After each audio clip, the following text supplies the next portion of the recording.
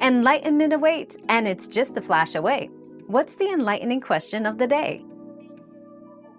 La diferencia entre donde, why, donde, radica en su uso para expresar interrogación o exclamación. Donde, why para referirse a un lugar sin interrogar, donde.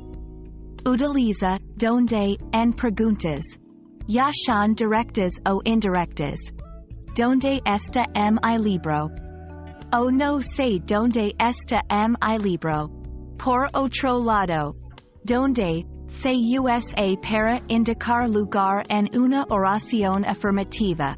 El parque donde jugamos está cerrado.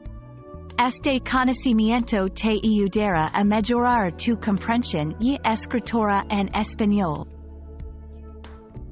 Another mystery solved, but many more await. Keep up with our daily discoveries by subscribing and turning on notifications.